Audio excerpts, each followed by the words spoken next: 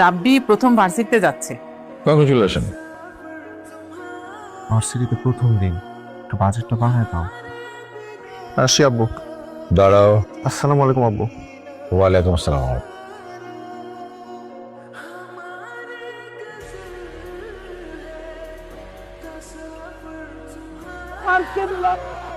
আজকে থেকে কিন্তু আমাদের ভার্সিটি লাইফ স্টার্ট। তুই একটা প্রেম করবি আর আমি একটা। যা করার আজকেই করতে হবে, because today is the first day. যেই মেয়ে কি ভালো লাগবে সেই মেয়ে লক। লক।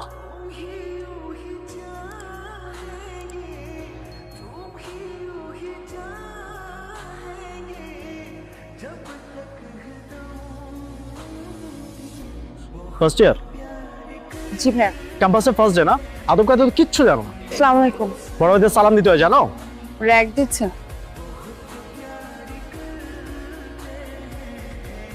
তোরা কারা? আমরা সিনিয়র। আমরা কারা? জি আপু। কোন ইয়ার? First year. সিনিয়র সেজে নিজের ব্যাচমেটকে র‍্যাগ দিলি? তুই তো হেভি জিনিস রে। আগুনের গোলা না? আমি একটা এক্সাম্পল দেখো। আপু আপনি এত কিউট না, আমার কি ইচ্ছা করতেছে জানেন? কি? আপনার গাল দুটো টেনে আদর করে দেয়। আদর করে দেয়। আমি কি সত্যি কিউট? অনেক কিউট। এই বান্দর পোলা থেকে দূরে থাকবা। ইংলিশ লিটারেচার একটা রোমান্টিক সাবজেক্ট। রোমান্সের সবচেয়ে বড় বিউটি কি জানো? বলো না। লাভের ফার্স্ট সাইট। প্রথম দেখায় যদি কাউকে ভালো লেগে যায়, সেটাই বিউটি। গুড। এর চেয়ে বড় বিউটি আছে ব্রেকআপ। যেমন আমার ডিপার্টমেন্টে আমার নিজের একটা স্টাইল আছে। প্রতি ব্যাচেই প্রথম দিন সবাইকে ফুল দিয়ে ওয়েলকাম জানাই। দাও দাও, একটু একটু করে সবাইকে দাও।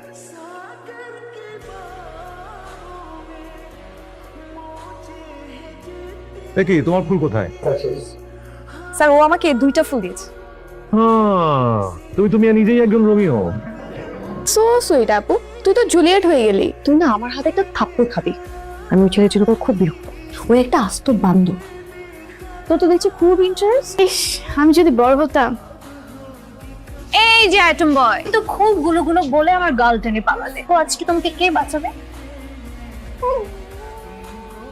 What happened? আমারও না ঠিক আপনার মতো একটা বোন ছিল, আর নেই, নেই মানে? মারা গেছে। সরি। তার গালটা আমি এইভাবে টেনে তুলতে। এই ফাজিল ছেলেটা আবার দূরে দূরে কেন এদিকে আসতেছে?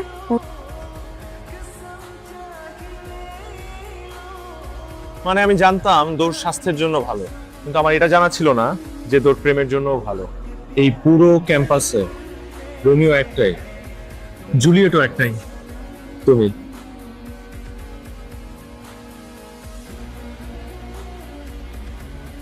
তোমাদের নবীনবরণ অনুষ্ঠানের আয়োজন চলছে, তোমরাও কিছু একটা করো। নাচ, গান, অভিনয়, আবৃত্তির যে কোনো। এই যে রোমিও, রোমিও আপনি এদিকে আসেন। আপনি সবার কাছ থেকে নোট নেবেন। জি। তোমার নাম কি? Tania. Nazia. Phone number? 01 uncle বাবু। হঠাৎ দেখা, এই কবিতাটা তুই পড়বি। নাজিয়া হক, তুমি তো ডান্স করবে না?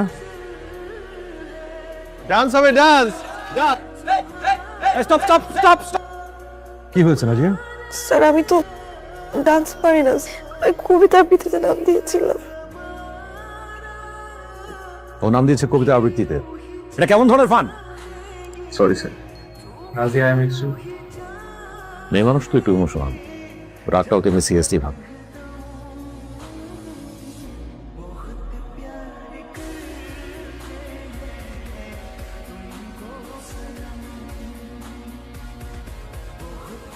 এভাবে কেউ সরি বললে তাকে মাফ করে দিতে হয়।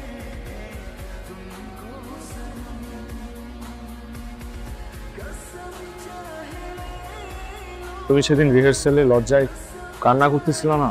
আমার না খুব মায়া লাগতেছিল তোমার জন্য। সত্যি বলতেছি, I seriously feel sorry for you. তোমার সাথে মজা করছি, দুষ্টামি করছি, তুমি শুধু এটাই দেখছো। আমি তোমার জন্য কি ফিল করি সেটা তুমি কখনো দেখো নাই। আমি একটা মিডল ক্লাস ফ্যামিলির খুব সিম্পল একটা মেয়ে। যে তুমি আমার হাতটা ধরেছো, এটা হয়তো তোমার কাছে অনেক সিম্পল একটা বিষয়, এটা আমার কাছে অনেক কিছু। এটা মোটেও আমার কাছে সিম্পল না। হ্যালো আইটেম বয়, তুই যে হেভি পোংটা ভাল লাগছে তোরে। হ্যাঁ, তো সিনিয়র না হলে তোর প্রেমে পড়ে যেতাম। বেঁচে গেলাম। আমার তো একটাই মন, দিয়ে দিয়েছে একজন, কাকে? তাকে। তুমি অনেক লাকি। কেন আপু? রাব্বির মতো একটা ছেলে তোমাকে ভালোবাসে, মনে হয় বলতে পারছে না। তুমি ওকে ছেড়ো না, ছাড়লে ঠকবে।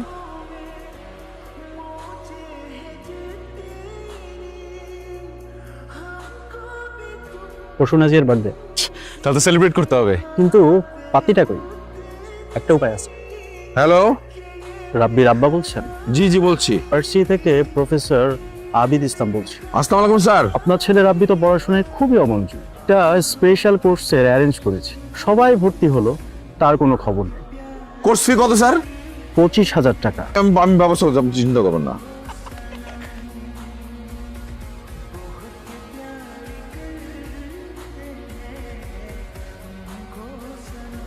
Nazia, happy birthday. লাইফে ফার্স্ট টাইম যে ছেলেটা তোমার হাত ধরেছিল, সে সারাটা জীবন তোমার হাত ধরে রাখতে চায়।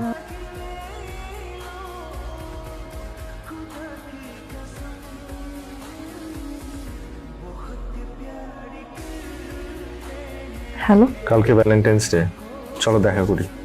বাবা মা যদি টের পেয়ে যায়, যদি মা সন্দেহ করে, আমি কিন্তু তাহলে শেষ। আমি কিচ্ছু জানি না, কালকে দেখা করবো আমরা।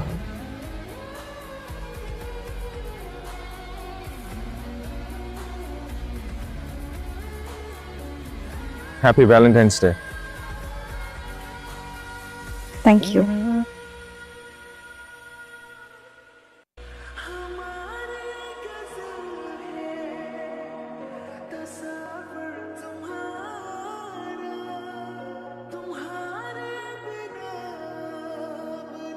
ভাই, ভ্যালেন্টাইন্স ডে সেই একটা পিকচার পাইছি। আমরা যদি এই পিকচার পাবলিশ করি, সেই একটা সারা পাবো। তুমি তো যে ছবি তোলো একটু দেখেন না। কাজের মাঝখানে বুঝছো ঝামেলা করো। এই মিয়া, এই তুমি তো ফাটাইছো। পোর্টালের জন্য এই জিনিস তো ভাইরাল, এটা নেই বলে এক্সক্লুসিভ। এখন আপলোড হবে, এই মুহূর্তে আপলোড হবে। হ্যালো, তোর মেয়ে নাজিয়া এটা কি করেছে শালা? কি করছে মানে? পেপার, পত্রিকা, ফেসবুক, ইউটিউব আর সেই ছবি সব জায়গাতে ভাইরাল হয়ে গেছে। চারিদিকে তো ছিছি পড়ে গেছে। কষ্ট সাগাল চুম্মায়া মজা। মামা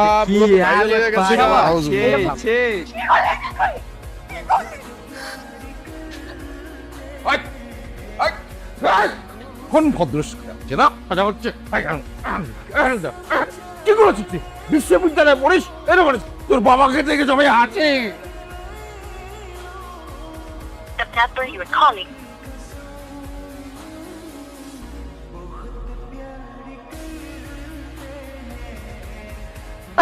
তুমি তো ফাটায় ভালাইছো। হ্যাঁ, নাদিয়া কোথায়? আমরা কি নাদিয়াকে দেখা করতে চাই। কথা বলা নাজিয়া নামের এক প্রেমিক যুগলের মানুষের তীব্র কটাক্ষের মুখে পরিবার দুটি এক প্রকার গৃহবন্দী। তুই একটা শিক্ষিত ছেলে, তুই এটুকু বুঝিস না? তুই না খেয়ে আছিস, আমিও কিন্তু না খেয়ে আছি।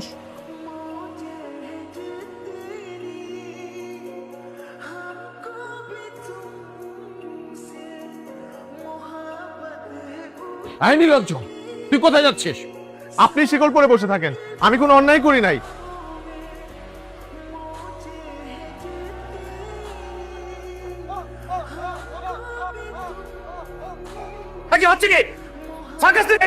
তোমাদেরকে ভার্সিটি থেকে বহিষ্কার করা হয়েছে।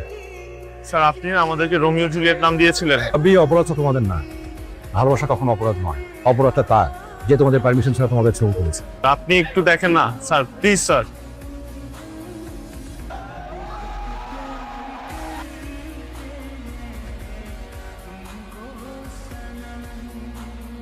বড় ডাটা তো দেখলাম, ছোট ডাটা কবে দেখবো? তুই মরিস না কেন? কারোর সামনে মুখ দেখাতে পারি না।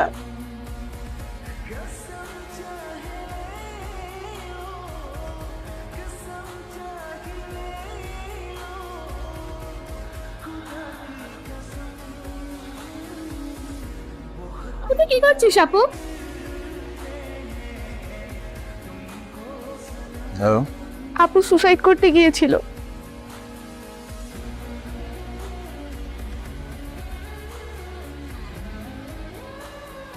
এই তুমি কি চাও এখানে? আমার সর্বনাশ করে কি তোমার মন ভরে নাই? এই দরজা খোলো, দরজা খোলো বলতেছি। মামিনদের কিছু থাকলো না। আল্লাহ,